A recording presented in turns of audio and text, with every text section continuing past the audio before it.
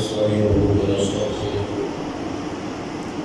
ونعوذ بالله من شرور أنفسنا ومن سيئات أعمالنا من يهد الله فلا مضل له ومن يضلل فلا هادي له أشهد أن لا إله إلا الله وحده لا شريك له وأشهد أن محمدا عبده ورسوله أما بعد فإن خير الحديث كتاب الله وخير الهدي هدي محمد صلى الله عليه وآله وسلم وشر الأمور محدثاتها وكل محدثة بدعة وكل بدعة ضلالة أما بعد فأعوذ بالله السميع العليم من الشيطان الرجيم من همزه ونفخه ونفثه بسم الله الرحمن الرحيم إن الذين يحبون أن تشيع الفاحشة في الذين آمنوا لهم عذاب أليم في الدنيا والآخرة والله يعلم وأنتم لا تعلمون رب اشرح لي صدري ويسر لي أمري واحلل عقدة من لساني يفقهوا قولي رب زدني علما سبحان ربك رب العزة عما يصفون وسلام على المرسلين والحمد لله رب العالمين حضرات گرامی،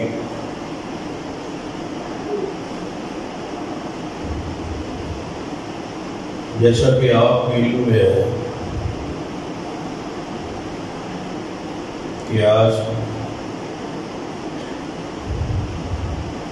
ہماری جماعت کے نامات خطیب حضرت مولانا قاری عبدالحفیظ فیصل آبادی وفات پا گئے۔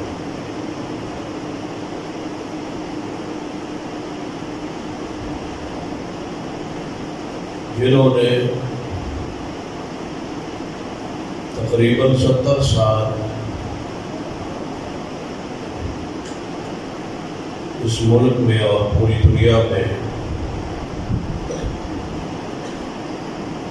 صحابہ کرام رضوان اللہ علیہ مجمعین کی شان اور مقام کو بیان کیا۔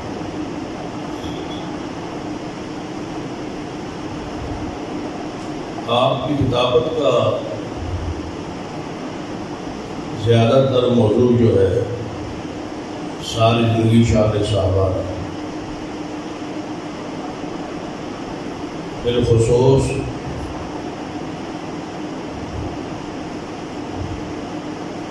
سیدنا عثمان رضی اللہ تعالیٰ عنہ کی شان اور مقام پر ان کا تاریخی خطبہ آج بھی پوری جماعت میں معروف ہے۔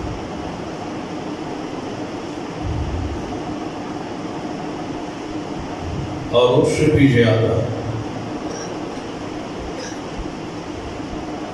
آپ نے ام المومنین سیدہ کائنات اما جی عائشہ رضی اللہ تعالی عنہ اس موضوع پر ان کی گفتگو تاریخ ساز ہوا کرتی اور اس موضوع پہ وہ جذباتی ہو جایا کرتی۔ میرے خیال علم کے مطابق پاکستان میں کسی بھی مسلک کے کسی بھی خطیب نے ان سے زیادہ شان صحابہ بیان نہیں، یہ ان کو منفرد اعزاز اور مقام حاصل تھا۔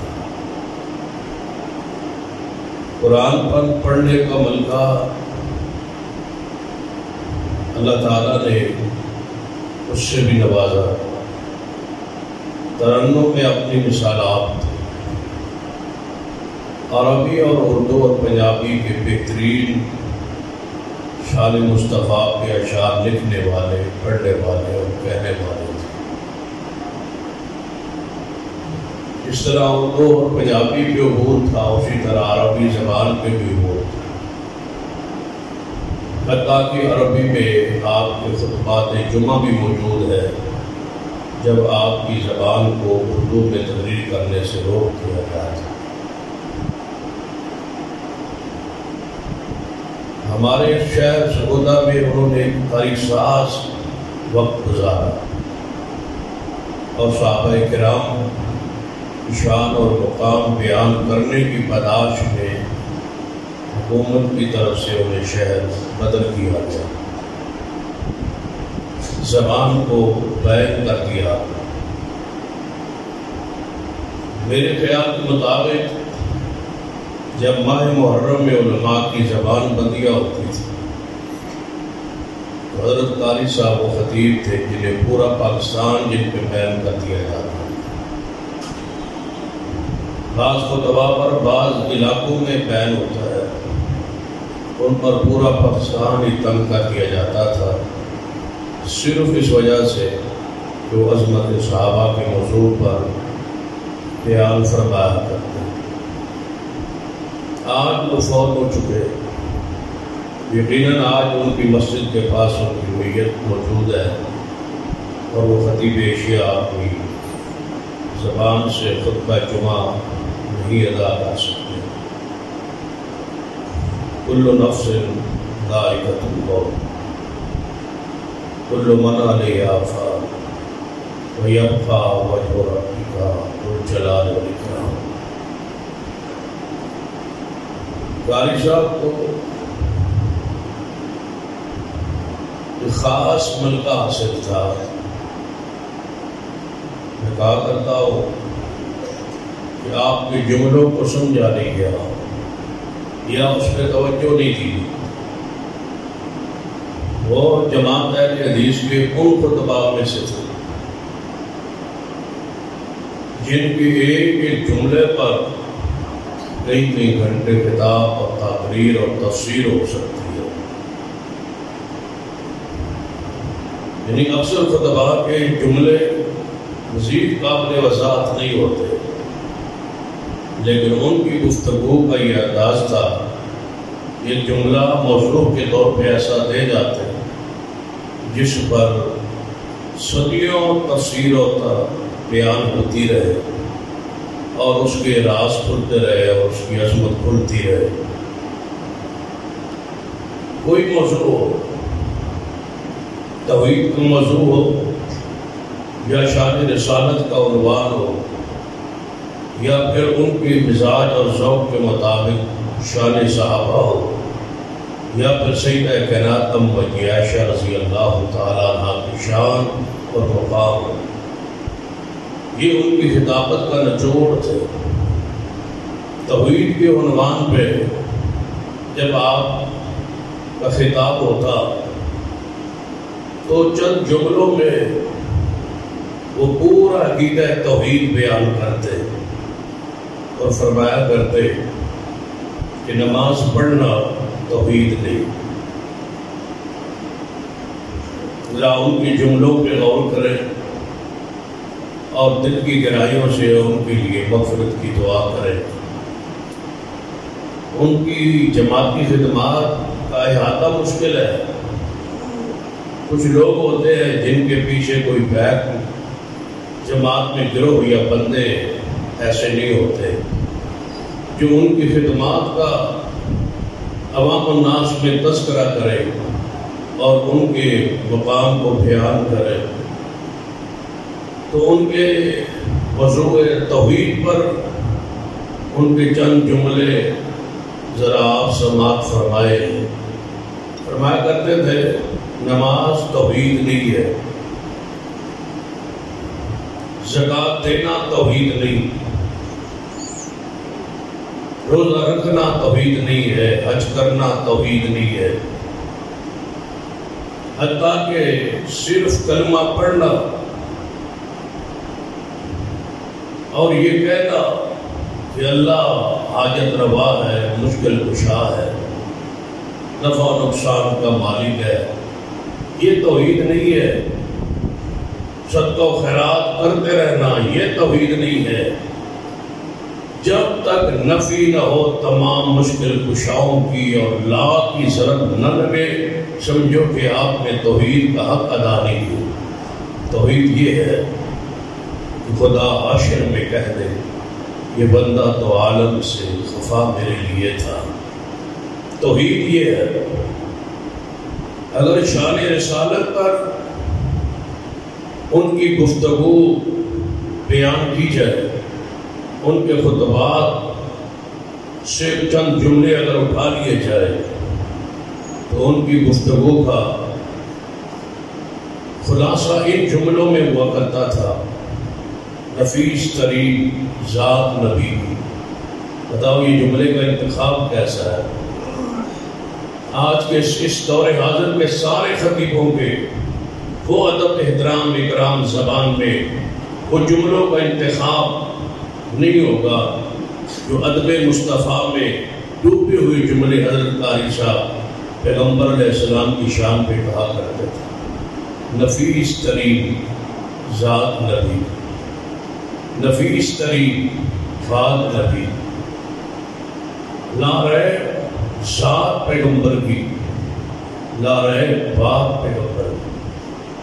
اب آپ تصور کریں حدیث کی حجیت پر، حدیث کے معصوم ہونے پر، حدیث کے حجت ہونے پر، حدیث کے مقام اور شان کو بیان کرنے پر، یا حدیث کے حجیت پر کتاب لکھیں آپ، سب کچھ لکھنے کے بعد پوری تقریر اور تفسیر اور تصنیف آپ کی ایک طرف ہو تو حضرت قاری صاحب کا یہ جملہ ہی کافی ہے، لا رہے بات نبی۔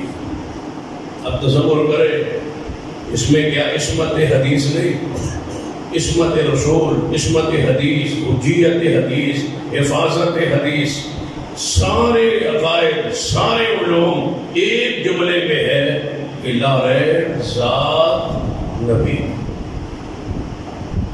اور لا رہے بات نبی۔ یہ کس کی تفسیر ہے؟ قرآن وہ ساری آیات جو حدیث کے مقام پر ہے، ایک سے طرف سے شروع کریں آخر تک پڑھ جائیں، خلاصہ یہی ہوگا کہ لا رہے بات نبی۔ اس پر آپ قرآن پڑھیں کہ قرآن نے حدیث مصطفیٰ کے بارے میں فرمایا وَالنَّجْمِ إِذَا هَوَىٰ وَالنَّجْمِ إِذَا هَوَىٰ مَا ضَلَّ صَاحِبُكُمْ وَمَا غَوَىٰ وَمَا يَنطِقُ عَنِ الْهَوَىٰ إِنْ هُوَ إِلَّا وَحْيٌ يُوحَىٰ۔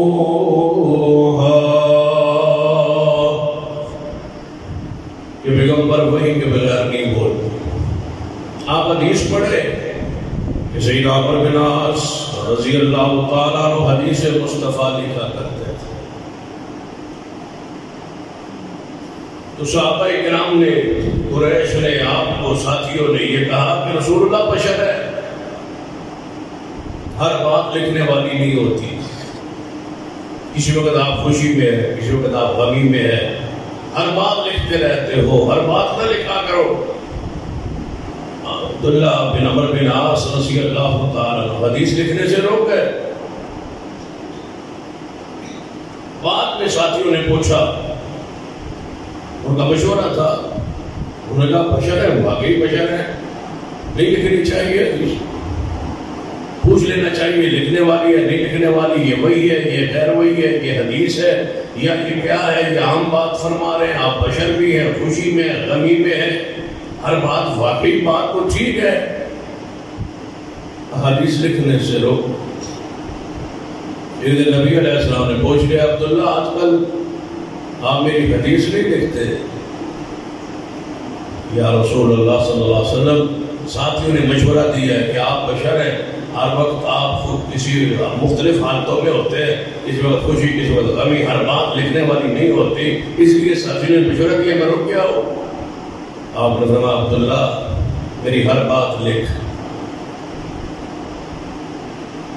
اب ایک خطیب حضور کی شان، حضور کا مقام، حضور کی حدیث کی اہمیت، حدیث کی حجیت بیان کرے گا، یہ آیات پڑھے گا، یہ حدیث پڑھے گا، تفصیل کرے گا، یہ گھنٹہ لگا دے گا۔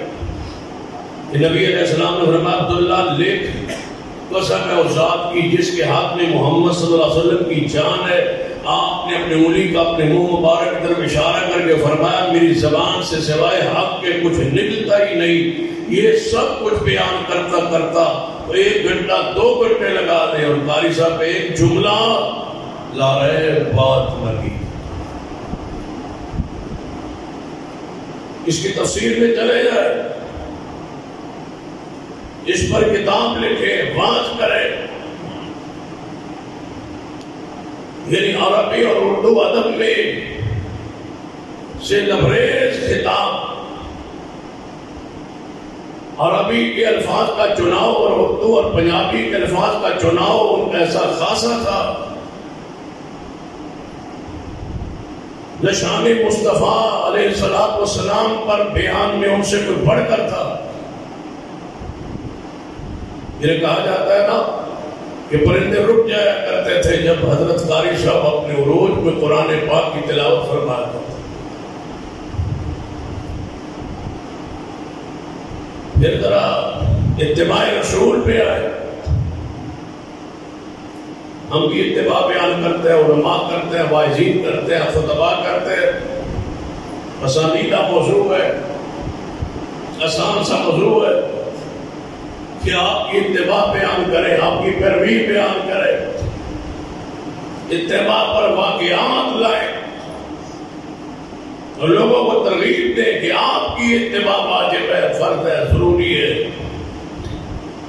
یہ سارا جتنا دیر مرضی خطاب کرے، اور اس پر قاری صاحب کے چند جملے اپنی پنجابی زبان میں تھے کہ جس کا کلمہ پڑھی ہے اس کی گل پڑھی، جس کا کلمہ پڑھی ہے وہ آنکھیں لگی ہے، جس کا کلمہ پڑھی ہے وہ پیچھے چلی ہے۔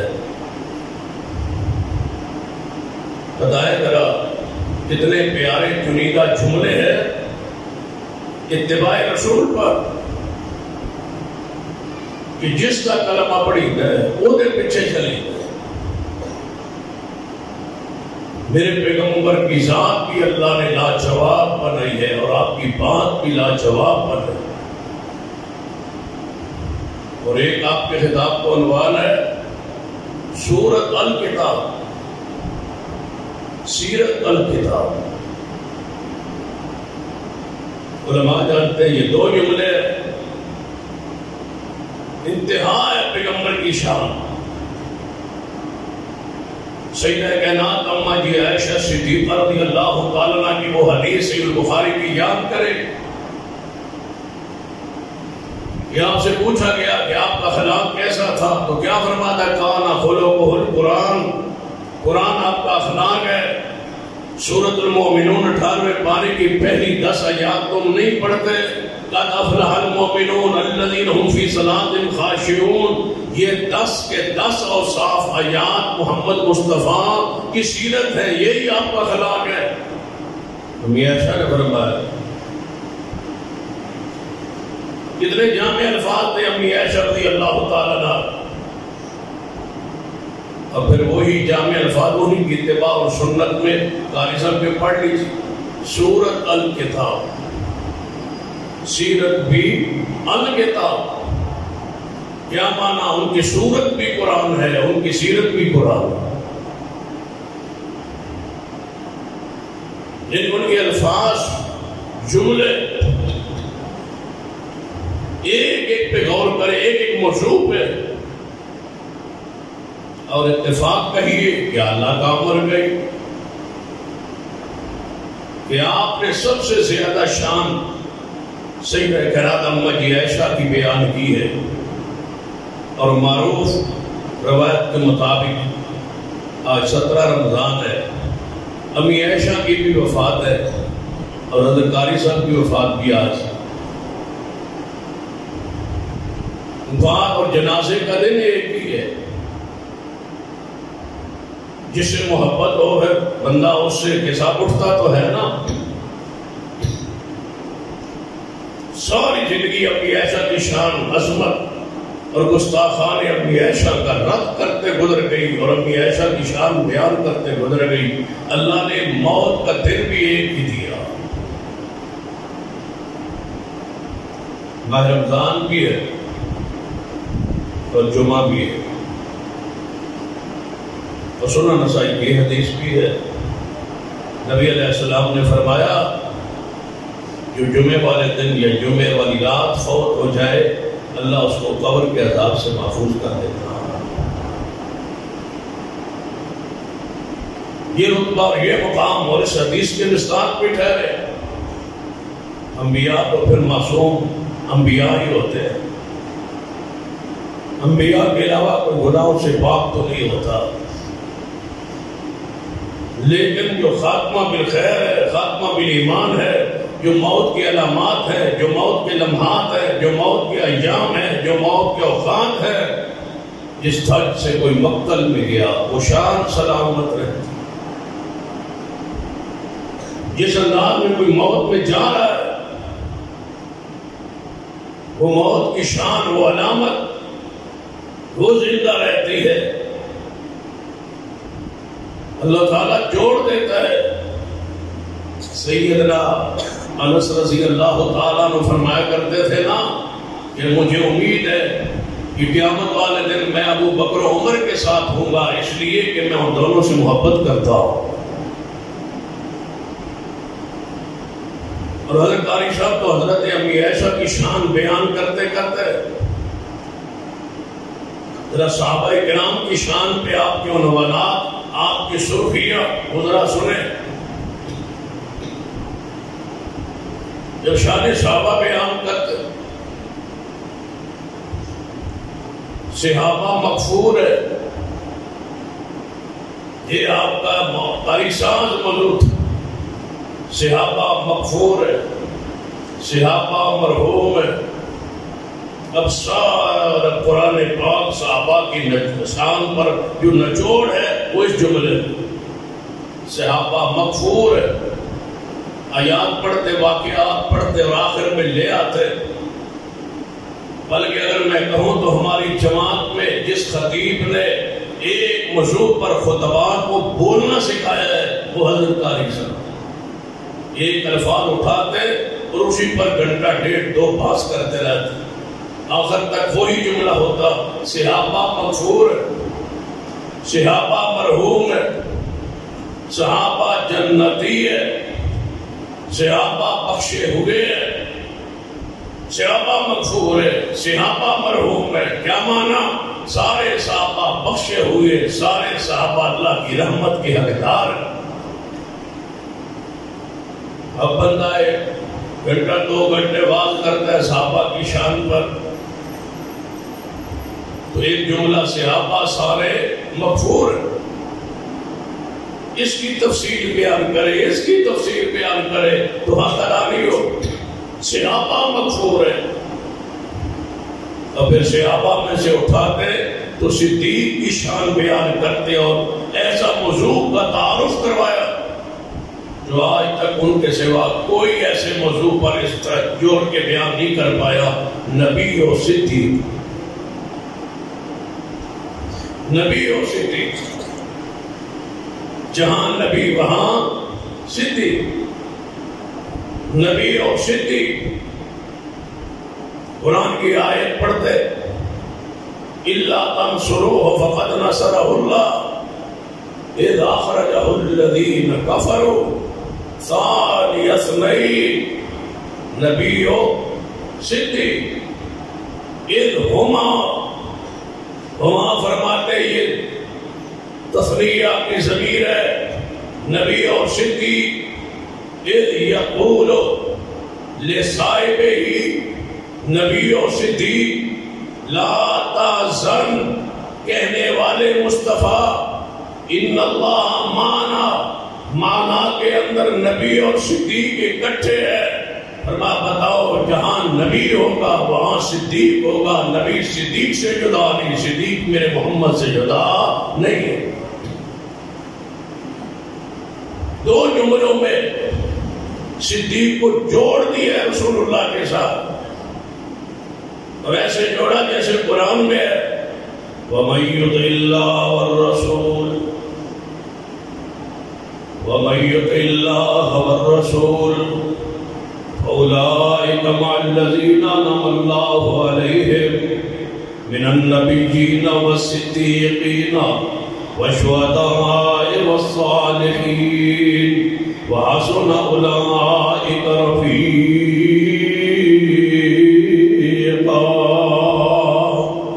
نبی اور جب آئے شان عثمان پر, یہاں حضرت قاری صاحب کا ایسا سمجھے کہ شرح صدر ہوتا, دماغ سینہ پھرتا. کون عثمان؟ اور غالباً اس مسجد کے جب تعمیر ہو رہی تھی تو بیسمنٹ میں آپ کا نہیں پلاٹ جب یہ خریدا تھا جس حال میں ہم اس وقت بیٹھے, اس پلاٹ کی پیمنٹ پوری کرنی تھی تو حضرت قاری صاحب کو بلایا. تو آپ نے جمعہ خطبہ دیا تھا محرم نیا گزرا, تو شان عثمان پر. کون عثمان؟ وجہ بیعت رضوان عثمان. اب جملہ کیسا اٹھایا ہے؟ وجہ بیعت رضوان عثمان. اس کے اندر کیا پوشیدہ ہے کہ جن 1400 صحابہ پر اللہ راضی ہوا, ان پر راضی ہونے کی وجہ عثمان ہے. جن کی وجہ سے 1400 پر راضی ہو جائے اس پر خود رب راضی کیوں نہیں ہوگا؟ وجہ ہے بیعت رضوان عثمان. اور پھر پڑھتے لقد رضی اللہ عن المؤمنین اذ یبایعونک تحت الشجرۃ فعلم ما فی قلوبہم فانزل السکینۃ علیہم وَأَصَابَهُمْ فَتْحًا قَرِيبًا. وجہ بیعت رضوان عثمان. کون عثمان؟ سفیر محمد عثمان, وزیر محمد عثمان. کون عثمان؟ کائنات کا مظلوم ترین انسان عثمان. کون عثمان؟ پیاسا عثمان, وہ خطیب کائنات کا. ہم آئے تو سٹیجوں پر پھول برسائے جائیں. آج اس خطیب کی زیارت دیدار کرواتا ہوں, آپ کے ساتھ رکھتا ہوں, جس پہ مسجد نبی کے ممبر پہ آنے کے لیے پتھر برسائے. وہ عثمان, اللہ ان کی قبر پہ رحمت کرے, اللہ ان کی بشری لفظوں کو معاف کر دے, اللہ ان کے جنت میں درجات بلند کر. ان کی زندگی بھی دکھوں پریشانیوں سے بھری ہوئی تھی. پہلے ایک بیٹا شہید ہوا, پھر دوسرا بیٹا ایجنسیوں نے اٹھا لیا. کئی سال سے 8-10 سال ہو گئے تڑپتے. یہاں بھی پچھلے سال تشریف لائے تو کہتے ہیں میرے بیٹے کا کچھ بنے گا, پتہ نہیں زندہ بھی ہے یا نہیں. میں تو یعقوب علیہ السلام کی طرح ہو گیا.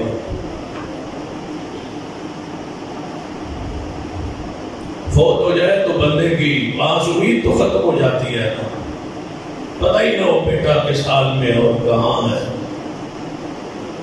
وہاں تو انبیاء کی حالت کیفیت قرآن میں ہے عزت الہ من الحسن, جو صبر جمیل کے پیکر تھے, جو اللہ المستعان کے عقیدے پر تھے, ان کی حالت کیفیت قرآن نے بیان کی ہے کہ کہ جوان بیٹے کی جدائی اور فراق نے ان کی آنکھوں کی بینائی ختم کر دی تھی، تو عام آدمی کی حالت کیفیت کیا ہو؟ پھر اتفاق نے کی کہ کل ہی آپ کی اہلیہ فوت ہوئی، کل 5 بجے ان کا جنازہ تھا، آج 5:45 کا جنازہ۔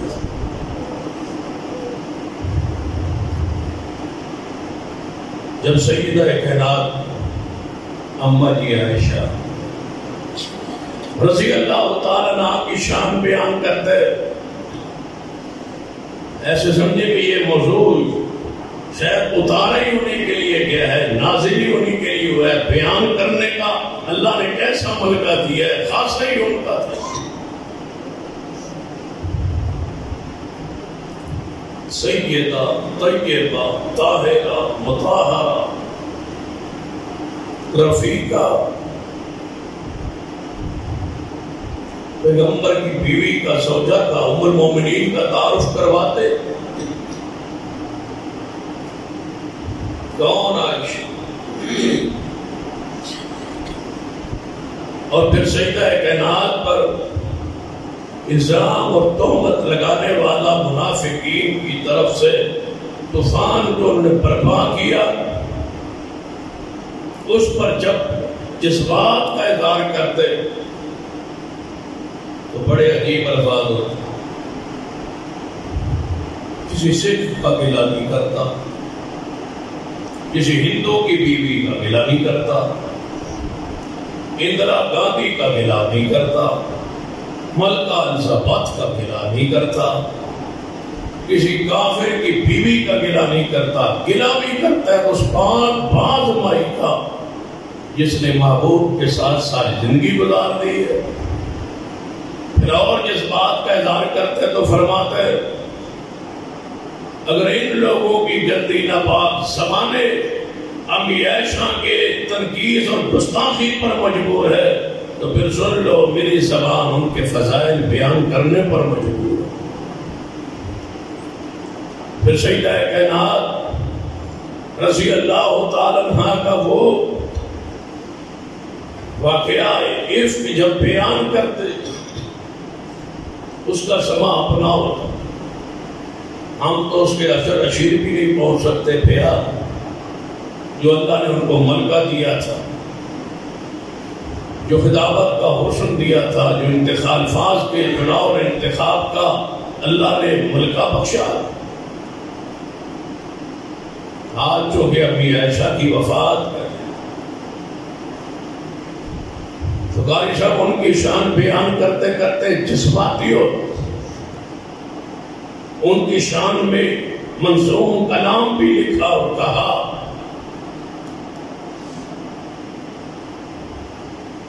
اس جیسا کلام بھی آج تک اردو پنجابی زبان میں امی عائشہ کی شان پر، طہارت پر، برات پر، پاکیزگی پر کوئی نہیں لکھ سکتا۔ سیدہ کائنات اماں جی عائشہ رضی اللہ عنہا فرماتی کہ نبی اکرم صلی اللہ علیہ وسلم جب بھی کسی سفر میں یا غزوہ میں جاتے تو اپنی بیویوں میں سے کے درمیان پورا ڈال جس کا نام آتا اس کو ساتھ لے جاتے۔ اس غزوہ میں میرا نام نکلا قرآن میں، رسول رحمت صلی اللہ علیہ وسلم مجھے دے۔ فرماتی ہیں ہم غزوہ سے واپس فاتح ہو کے واپس آ رہے تھے تو مدینے کے قریب ہی پہنچ گئے، کئی میل سفر تھوڑا یعنی باقی رہ گیا تو رات کا وقت ہوا، نبی علیہ السلام نے وہاں پڑاؤ ڈالنے کا حکم دیا، ہم رک گئے۔ پھر صبح کے قریب حضور نے فرمایا کہ یہاں سے اٹھو اور اونٹوں کو پہ سوار ہو جاؤ، آگے جا کے نماز فجر پڑھے۔ میاں عائشہ فرماتی ہے کہ میں جب جانے کا سنا کہ حضور نے جانے کا اعلان کر دیا، میں ذرا پرے چلی گئی قافلے سے ہٹ کے حاجت کے لیے کہ میں واپس آ کے بیٹھ جاتا۔ وہ اونٹ پر جو ہوتا رکھا جاتا تھا عورتیں اس سمیت عورتیں کو اٹھا کے صحابہ اونٹ پہ رکھتے تھے. اندھیرا تھا، اس کے اوپر ایک سائے کے لیے اور پردے کے لیے کپڑا ہوتا تھا جس میں ہم چھپ جایا کرتی تھی. صحابہ نے سمجھا کہ میں اس میں سوار ہوں. اندھیرا تھا، عہدے کے اندر پہنچ گئی، عورتیں عہدے کے اندر پہنچ جاتی تھی، پھر صحابہ اس کو اٹھا کے اونٹ پر رکھ دیتے. صحابہ نے سمجھا کہ میں اس میں ہوں. کیوں؟ یہ خوراک ہماری اتنی کم ہوتی تھی، ہمارا وزن ہی کم تھا، روٹی کم ملتی تھی پوری کھانے کے، ہم کمزور تھے. پھر میں تو ویسے بھی عمر میں بھی توڑی تھی، وزن میرا کوئی تھا نہیں. انہوں نے سمجھا کہ امی عائشہ اس کے اندر ہے. محسوس نہیں ہوتا تھا کہ اندر بندہ ہے یا نہیں. انہوں نے عہدے کو اونٹ پہ رکھ دیا، قافلہ چلا گیا. میں جب حاجت سے باہر ہوئی ادھر آنے لگی تو میرا ہار کہیں ٹوٹ گر گیا. میں اس کو تلاش کرنے بیٹھ گئی، پیچھے تلاش کر رہی تھی. واپس آئی تو حضور ہے ہی کوئی. میں رک گئی، وہی بیٹھ گئی، لیٹ گئی، حتیٰ کہ میں سو گئی. سیدنا صفوان رضی اللہ تعالیٰ اس ان کو حضور چھوڑ جاتے تھے اندھیرے میں، جب بھی چلتے تھے ان کو پیچھے چھوڑ جاتے تھے. اور ان کو یہ حکم ہوتا کہ آپ قافلے کے پیچھے رہا کریں. اگر کوئی چیز رہ جائے اندھیرے میں، قافلے کی کوئی قیمتی چیز رہ جائے، اس سفر اسی راستے نشانات پہ آپ آیا کریں. کوئی چیز رہ جائے اس کو اٹھا لیا. فرماتے ہیں میں رات کو قافلہ نکل جاتا لیکن میں صبح نکلتا. ان کی یاد ڈیوٹی تھی، ذمہ داری تھی.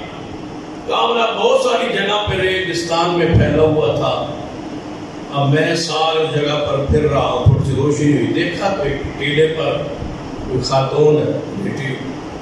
میں قریب آیا تو دیکھا امی عائشہ. میں نے پڑھا انا للہ و انا الیہ راجعون. امی عائشہ فرماتی ہیں میں جاگی سوائے انا للہ کے میں نے صفوان کی زبان سے کوئی جملہ نہیں سنا. وہ مجھے پہچان گئے. کیوں؟ آیت پردہ نازل ہونے سے پہلے انہوں نے مجھے دیکھا ہوا تھا. جب پردہ نہیں ہوتا تھا تو انہوں نے دیکھا ہوا. وہ مجھے پہچان گئے. انہوں نے اونٹ کو بٹھایا، اونٹ کے گھٹنے پر اپنا قدم رکھا اور مجھے اشارہ کیا، بولے بھی نہیں. میں ان کے اونٹ پر سوار ہو گئی. انہوں نے اس کی مہار پکڑ لی، پیدل چلتے آئے.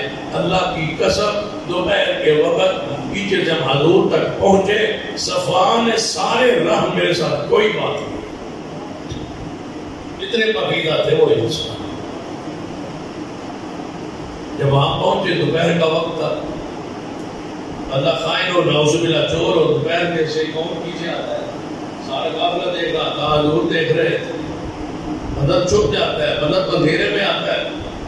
مجرم اور جھوٹے تو دیر اندھیرے میں آتے تھے. وجاءوا اباہم عشاء یبکون.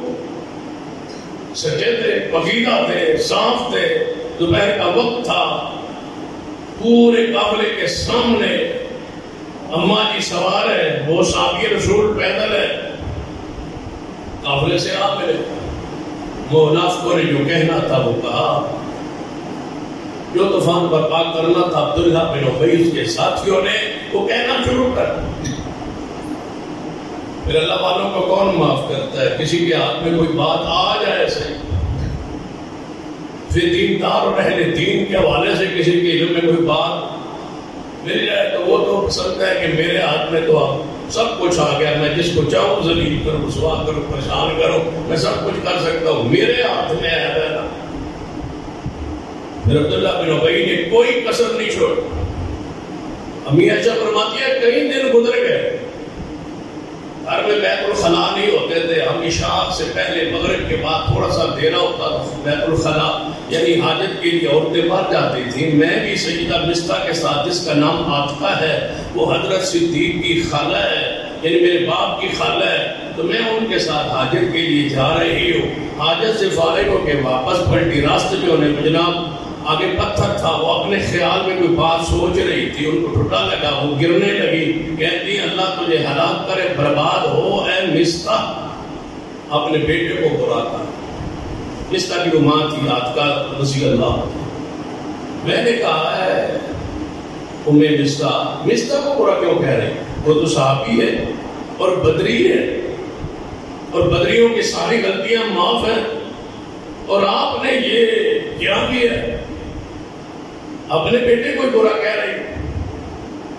ایسے نبی علیہ السلام نے روکا بھی ہے، منع بھی کیا، حدیث بھی ہے کہ اپنی ذات کو برا نہ کہو، اپنی ذات پہ لعنت نہ پاؤ، یا اللہ مجھے ہلاک کر، مجھے برباد کر۔ یا کسی کے ساتھ جھگڑا ہوگا تو بندہ کہتا اگر میں جھوٹ ہوا تو میں ہلاک ہو جاؤں، میں برباد ہو جاؤں، میں تباہ ہو جاؤں، میرا کچھ نہ رہے، میرا بیٹا مر جائے، میری اولاد مر جائے۔ حضور فرماتے ہیں نہ اپنی اولاد پہ لعنت ڈالو، ہلاکت کی بد دعا نہ کرو، نہ اپنے مال پر، نہ اپنے کاروبار پر، نہ اپنی دکان پر، نہ اپنی ذات پر۔ یہ کیسا انسان ہے جو اپنے آپ پر لعنت ڈال رہا ہے؟ میرے پاس کچھ نہ رہے۔ سیدہ کائنات اما جی عائشہ فرماتی ہے میں نے کہا اپنے بیٹے کو برا کہہ رہی ہے۔ فرمایا بولی بالی عائشہ تجھے نہیں پتا تیرے بارے میں کیا ہے؟ میں کیا ہوا؟ فرمایا تجھے نہیں پتا تیرے بارے میں مدینے میں کیا مشہور ہے؟ فرمایا مجھے تو نہیں پتا۔ فرمایا یہ بات تیرے بارے میں مشہور ہے۔ فرماتی اچھا تب ہی تو کئی دنوں سے حضور میرے ساتھ وہ رویہ نہیں رکھ رہے تھے جو پہلے ہوتا تھا۔ صاحب سمجھ آئیے، واپس آئے، نبی علیہ السلام تشریف لائے، صحیح بخاری کے حدیث کا خلاصہ بیان کر رہا ہوں۔ اور یاد موضوع اس وجہ سے آ گیا کہ اس کا تعلق قاری عبدالحفیظ صاحب کی خطابت کے ساتھ تقریباً 70 سال میں یہی سب سے زیادہ موضوع پہ آ امی عائشہ رضی اللہ حضور تشریف لائے۔ فرمایا عائشہ طبیعت کیسی ہے؟ فرمایا یا رسول اللہ صلی اللہ علیہ وسلم بہتر ہو، لیکن میں اجازت چاہتی ہوں کہ اپنے باپ کے گھر جانا چاہتا ہوں۔ فرمایا چلی جاؤ۔ کچھ بچہ آپ نے بلایا، فرمایا عائشہ کے ساتھ جاؤ اور ان کو اپنے باپ کے گھر ابو بکر کے گھر چھوڑو۔ امی عائشہ فرماتی ہے میں نے سمجھا کہ اجازت نہیں دیں گے، انہوں نے تو اجازت ہی دے دی۔ میں نے کہا روکیں گے وہ کیوں جاتی ہے، مسئلہ کیا ہے، پریشانی کیا ہے؟ اور دل میں یہ بات تھی کہ اگر اجازت مل گئی تو جا کے ماں اور باپ کو مل بھی آتی ہوں۔ کتنا دور تھا گھر، یہ بھی ایک عجیب روایت ہے، گھر کتنا دور تھا۔ اس طرف نبی علیہ السلام کا مسجد نبی کے اس طرف گھر محبوب کا تھا، حجرہ عائشہ تھا جہاں آپ دفن ہیں، یا روضہ پاک ہے، اور اس طرف سینہ صدیق کا مسجد کے ساتھ ہی ہے۔ تبھی تو آپ نے فرمایا نہ مسجد نبی کی طرف جتنے دروازے کھلتے ہیں بند کر دینا سوائے ابو بکر کے گھر کے دروازے کے، ساتھ ہی تھا۔ ادھر سے نکلنا ہے اگر جانا ہے اور پہنچ کے جانا ہے، ادھر سے نکلنا ہے اور اس گھر میں جانا ہے اور ساتھ بچے کے جانا ہے، اکیلا نہیں جانا۔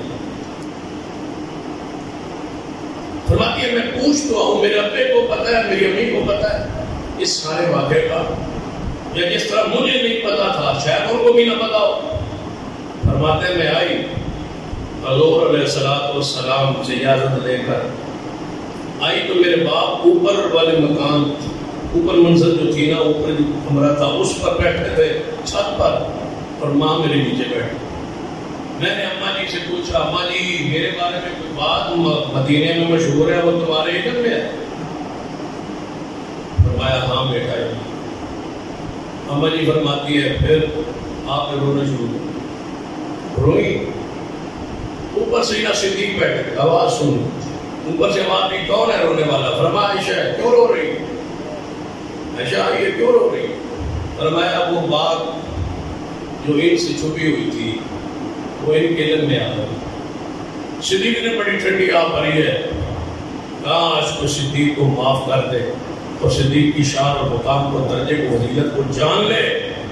صدیق نے بڑی ٹھنڈی آ بھر کے فرمایا واہ ہم نے تو جاہلیت میں کفر میں بھی کبھی زنا نہیں کیا تھا، ہم تو اس وقت ہمارا خاندان پاکیزہ تھا، آج تہمت کس گناہ کی میرے خاندان پر؟ یہ بات امی عائشہ نے رونا شروع، اتنی بات فرماتی ہیں پھر میں 2 راتیں اور 1 دن روتی رہی، اللہ کی قسم نہ آنسو رکے اور نہ ہی میں سو سکوں، نیند اڑ گئی، غائب ہو گئی، ہے ہی نہیں جس بخار چڑھ گیا۔ فرماتے اگلے دن نبی علیہ السلام باہر نکلے. کچھ لوگوں نے آپ کے دیکھ کر یہودیوں نے، کافروں نے، منافقوں نے وہ بات جو تان بنی ہو، جو الزام لگا ہوا ہو، وہ بات تو پھر پہلے یہ ہے وہ محمد صلی اللہ علیہ وسلم جن کی بیوی نے یہ عمل کیا ہے. نبی علیہ السلام کے لیے آج 5 مہینہ گزر گیا ہے اور ناقابل برداشت ہو. حوصلہ ہے ان بدبختوں کا جو آج بھی 1450 سال گزر گئے پھر بھی امی عائشہ کو معاف نہیں. امی عائشہ فرماتی نبی علیہ السلام سیدھے ممبر پہ فرمایا میرے صحابہ مسجد نبوی صحابہ سے بھری ہوئی. میں آج جس مقصد کے لیے کھڑا ہوا ہوں وہ خطاب کے الفاظ یا معاشر المسلمین، اور شاید اتنے دردناک اور اتنے بے بسی کے حالت کیفیت رسول اللہ پر کبھی نہ ہے. الفاظ دیکھ، الفاظ سے پتہ چلتا ہے یا معاشر المسلمین من یعذرنی من رجل قد بلغنی اذاہ فی اہل بیتی. کون میری حمایت کرے گا، کون میری مدد کرے گا، کون میرا ساتھ دے گا اس بندے کے خلاف جس بندے نے قد بلغنی اذاہ، جس نے مجھے تکلیف پہنچائی ہے، فی اہل بیتی، میرے اہل بیت کے بارے میں، میری عائشہ کے بارے میں، میری گھر والی کے بارے میں جس نے مجھے تکلیف پہنچائی ہے. آج کون ہے جو میری مدد کرے؟ آگے جو بات ہے فرماتے اللہ کی قسم میں نے اپنی بیوی عائشہ میں کبھی خیر کے علاوہ کچھ نہیں دیکھا. نبی اور معصوم اور مسجد کے ممبر پہ کھڑے ہو کے اپنی بیوی اور اپنے گھر کی صفائی دے رہا ہو، بتاؤ حالت کیسی؟ فرمایا میں نے اپنی بیوی عائشہ میں سوائے بھلائی کے کچھ نہیں دیکھا. اور جس بندے کے ساتھ الزام لگایا گیا ہے صفوان، اللہ کی قسم میں نے اس میں بھی سوائے خیر کے کچھ نہیں دیکھا. وہ تو میرے کبھی گھر نہیں آیا تھا، جب بھی آتا تھا اسی وقت جب میں محمد ساتھ لے آتا تھا. اس پر اس کے ساتھ میری بیوی کو گناہ کے لیے نعوذ باللہ چھوڑا گیا ہے.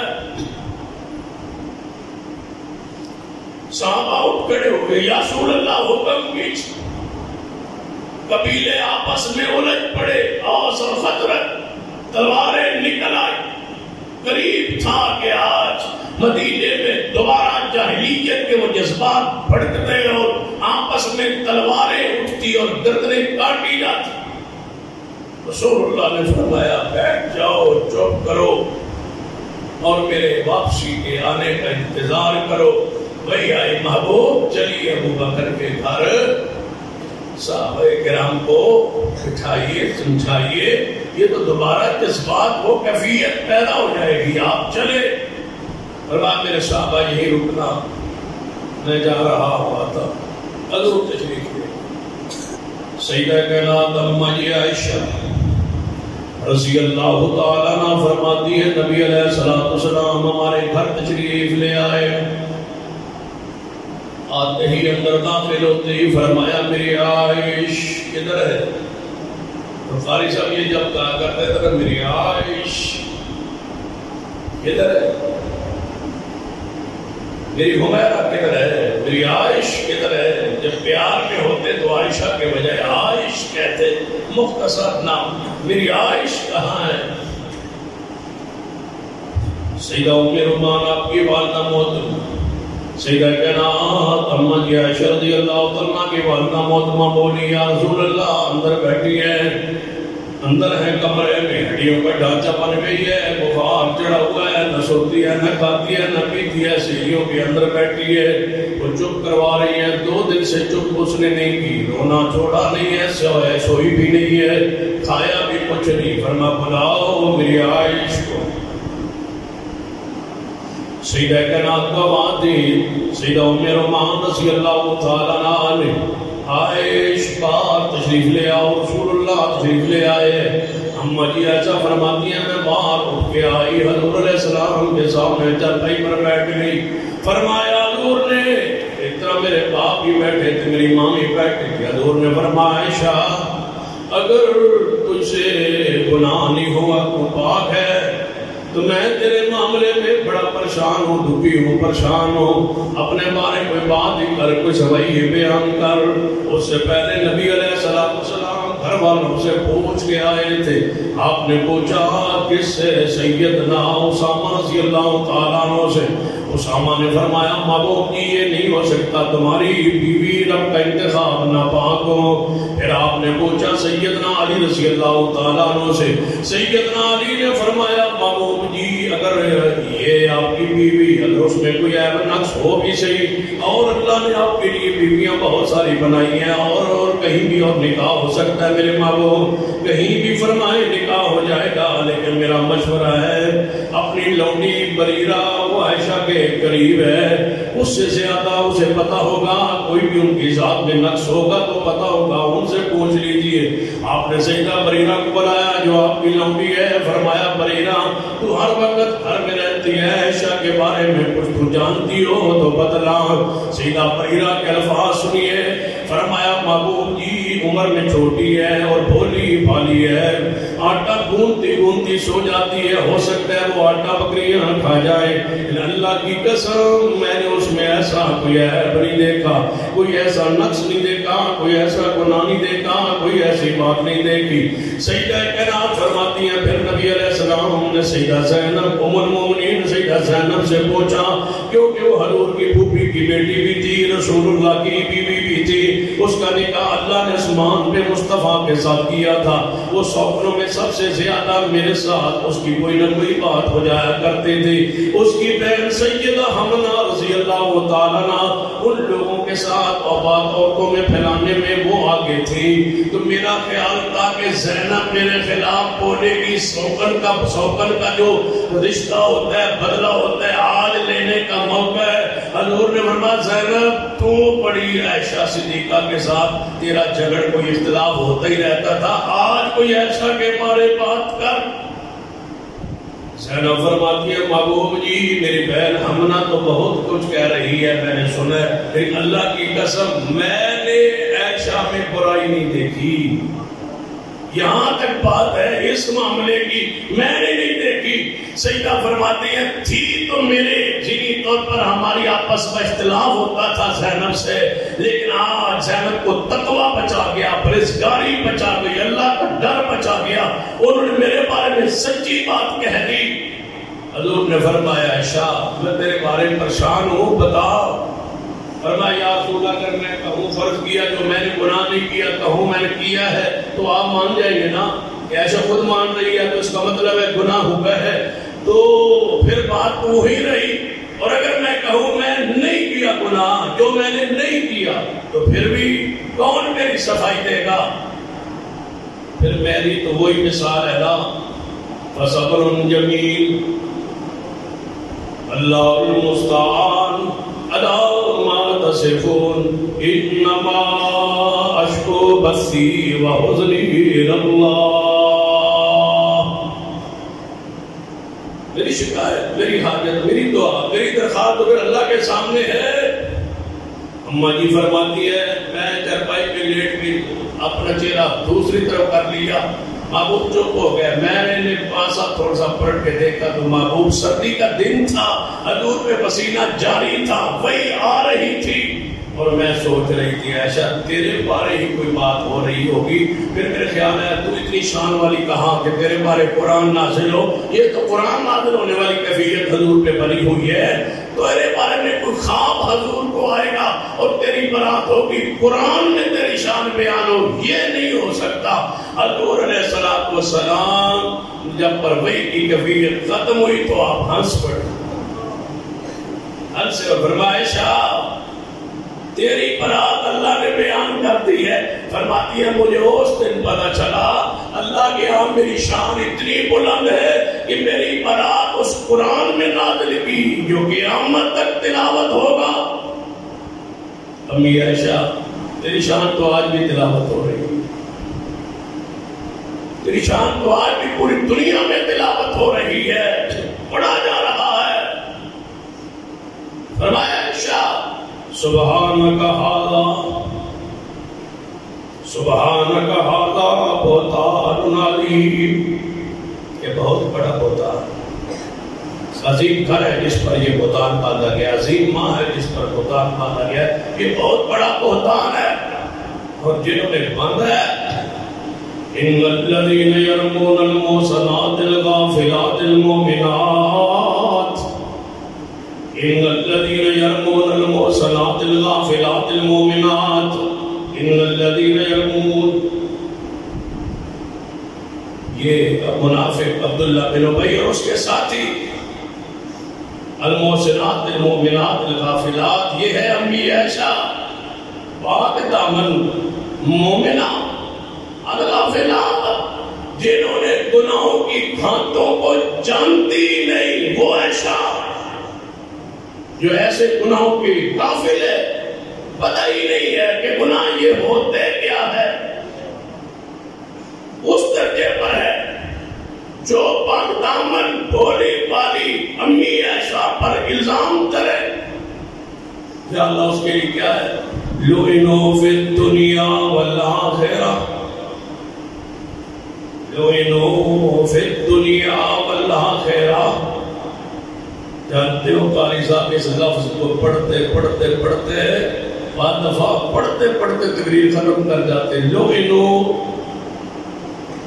لعنوا فی الدنیا والآخرہ، لعنوا فی الدنیا والآخرہ، لعنوا فی الدنیا والآخرہ۔ اور فرماتے کہ میرا جی چاہتا ہے میری کسی پہ جان نکل جائے، لعنوا فی الدنیا والآخرہ۔ پھر اللہ نے کیسا دن دیا ہے قاری صاحب کو موت کے لیے، جو اللہ نے امی عائشہ کو دن دیا تھا۔ لعنوا، میرا دل کرتا ہے میں یہی پڑھتا مر جاؤں اور قیامت کا دن اور اٹھوں اور یہی پڑھتا، لعنوا فی الدنیا والآخرہ۔ اللہ پوچھے قاری تو کیا لایا ہے، تو میں کہوں گا یا اللہ تیرے محبوب کی پاکیزہ بیوی کی عظمت بیان کرتا آیا۔ لعنوا فی الدنیا والآخرہ ولہم عذاب عظیم، بہت بڑا عذاب۔ دنیا آخرت میں گستاخ امی عائشہ کے لیے لعنت اور ان کے لیے دردناک بڑا عذاب، بڑا عذاب۔ پھر قاری صاحب اس پہ وجد بیان ہے، وَلَهُمْ عَذَابٌ عَظِیمٌ۔